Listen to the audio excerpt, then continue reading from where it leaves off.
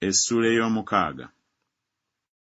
Zibasanze abo abeegolodde mu Sayuuni n'abo abataliiko kye batya ku lusozi lw'e Samaliya, abasajja ab'amaanyi ab'omu ggwanga erisinga amawanga obukulu, abajjirwa ennyumba ya Isirayiri.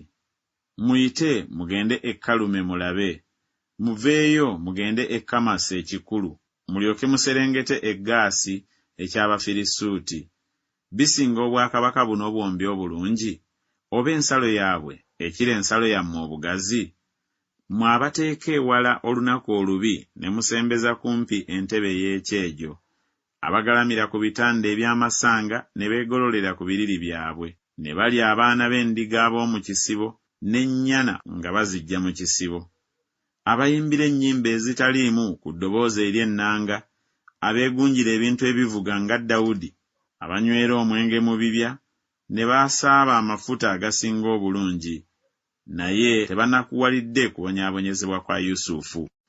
Kale kye baliva bagenda mu busibe wamu n'abo abaasooka okugenda mu busibe, n'ebinyumu byabo abeegolola birivaawo.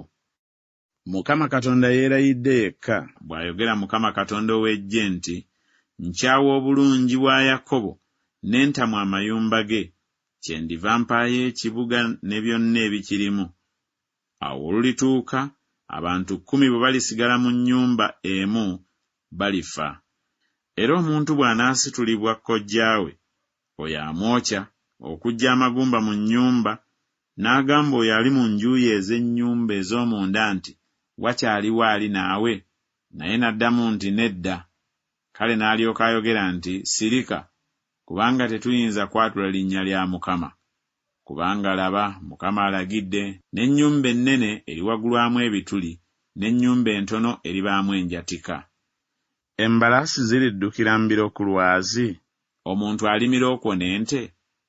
Mw'okufuula ne mufuula omusango okuba omususa, n'ebibala eby'obutuukirivu okuba abusinso. Mmwe abasanyukira ekintu ekitaliiko kye kigasa, aboogera nti, tetwefunidde mayembe olw'amaanyi gaffe ffe?